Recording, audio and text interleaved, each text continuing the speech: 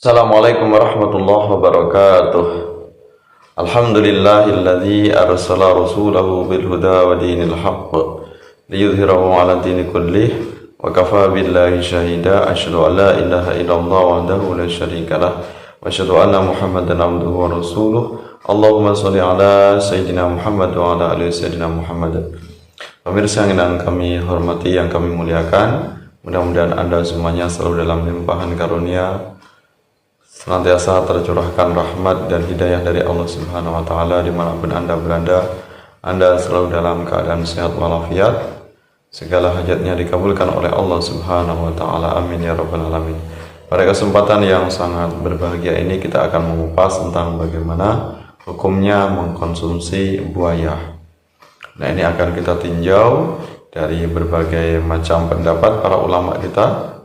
Ya, pendapat yang tentunya adalah pendapat yang bisa dipertanggungjawabkan, pendapat yang muktabarah, ya, tentang bagaimana ulama-ulama kita memutuskan hukum tentang mengkonsumsi buaya. Ini akan kita ambil qaul dari para imam atau para ulama yang bermadhab Syafi'i, ya, karena kita semuanya adalah mayoritas bermadhab Syafi'i. Nah, ini akan kita cari referensinya. Ini dalam kitab Hayatul Hayawan Al-Kubra, ya, Hayatul Hayawan Al-Kubra, tentang bagaimana hukum mengkonsumsi daging buaya. Ya, ini kitab dari Syekh Kamaluddin Ad-Damiri dalam kitab beliau yaitu Hayatul Hayawan Al-Kubra. Nah, ini yang beliau sampaikan.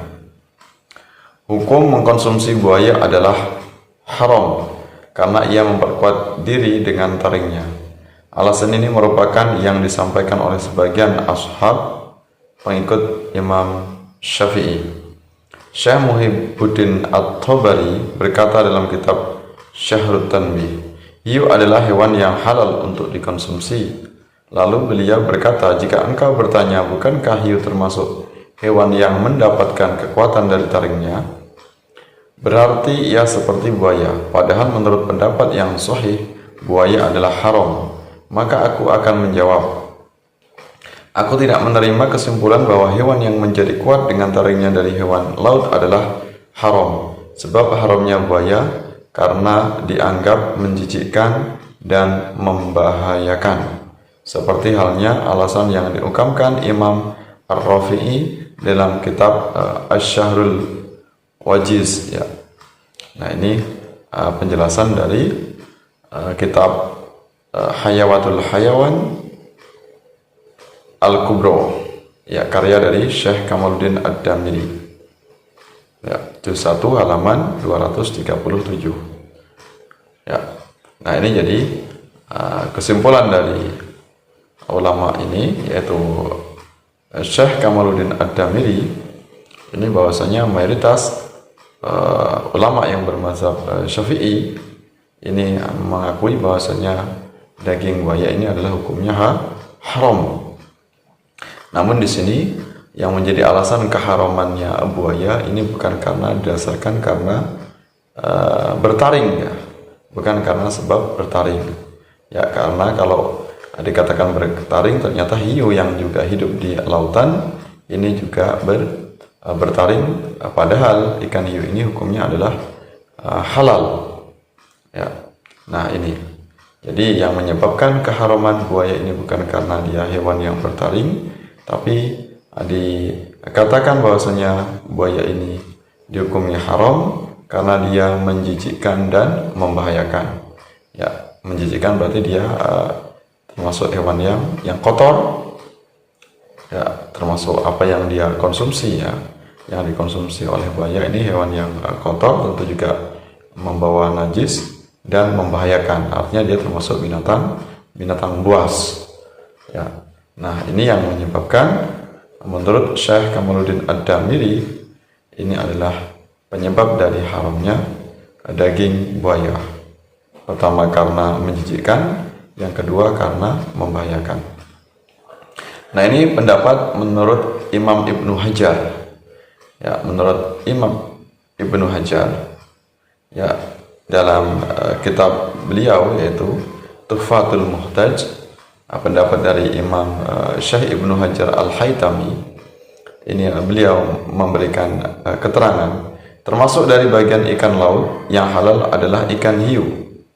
Gigi taring yang dimiliki hiu tidak dipertimbangkan untuk dijadikan alasan keharamannya. Ulama yang memandang keharaman buaya dari aspek tersebut sungguh ia telah teledor. Sebab alasan yang benar tentang keharaman hewan tersebut, maknanya adalah hewan buaya, adalah kemampuannya untuk hidup di daratan. Nah, ini penjelasan dari Syekh Ibnu Hajar Al-Haytami, yaitu dalam kitab beliau Tuhfatul Muhtaj juz 14 halaman 212.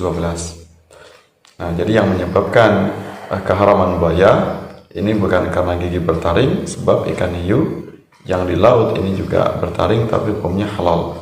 Tapi ini berbeda menyikapi tentang buaya, tidak bisa disamakan dengan ikan hiu.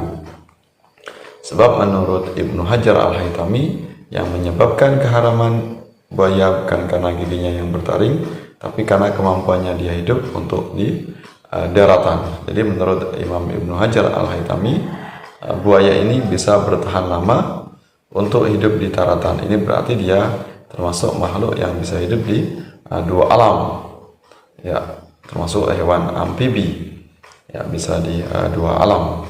Ini menurut pendapat Syekh Ibnu Hajar Al-Haytami dalam kitab Tuhfatul Muhtaj.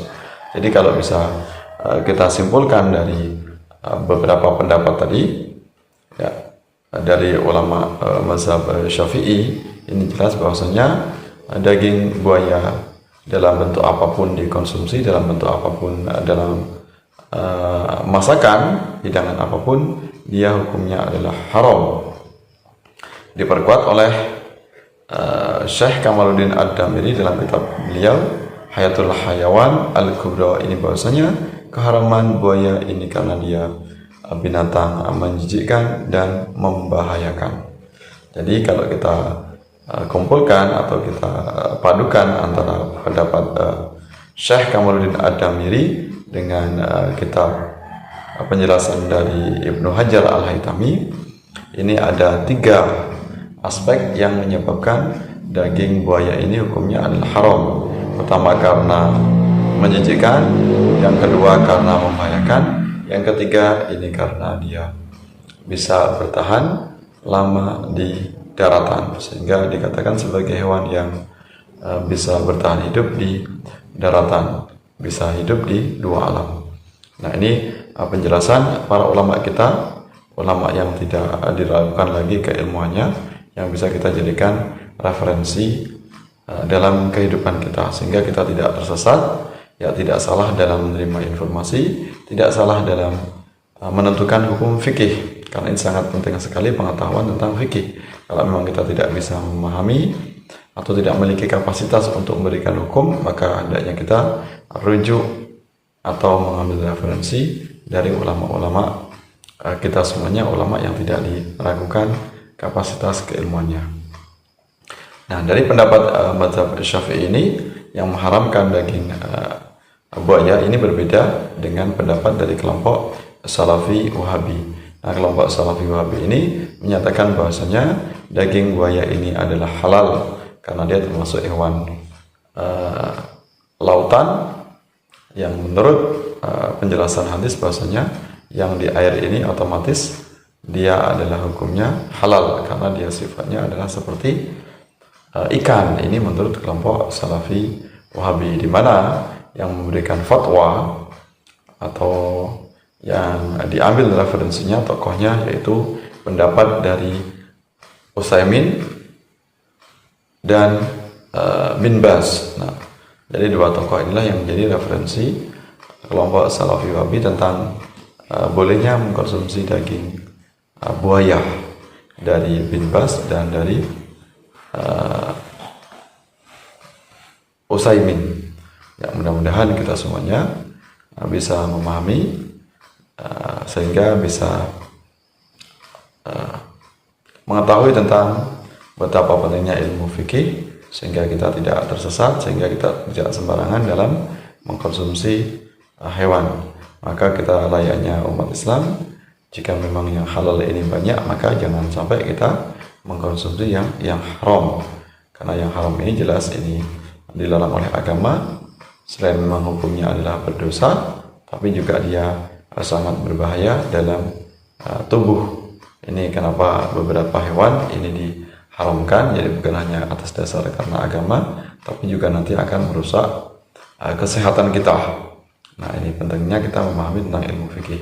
Jangan sampai kita terperosok, tersesat mengikuti fatwa-fatwa ulama yang memang ini ulama jadi-jadian, atau yang memang tidak layak dikatakan sebagai ulama. Ya, ulama yang masih melakukan kesesatan sehingga salah dalam berfatwa. Ya, di antaranya yang menghalalkan tentang daging buaya tadi, yaitu ulama Salafi Wahabi, yaitu Al-Utsaimin dan Bin Baz. Mudah-mudahan bermanfaat untuk kita semuanya. Mudah-mudahan dalam kita mengkonsumsi harus lebih selektif, harus lebih berhati-hati. Jangan hanya sekedar mengikuti tren. Ya, apa saja yang sedang ngetren, sedang booming makanan itu langsung kita konsumsi. Maka ini tidak tepat ya. Selaku umat muslim, maka hendaknya kita ketat, selektif. Kira-kira makanan tersebut ini diperintahkan oleh agama, diperbolehkan, apakah diharamkan. Itu yang menjadi patokan kita bersama selaku umat Islam. Bukan hanya sekedar ngikut-ngikut tren saja, bukan hanya sekedar banyak yang mengkonsumsi. Mudah-mudahan bermanfaat. Mohon maaf atas segala kekurangan, segala kekhilafan. Terima kasih atas perhatiannya. Mudah-mudahan Allah mempertemukan kita kembali dalam keadaan sehat walafiat. Wassalamualaikum warahmatullahi wabarakatuh.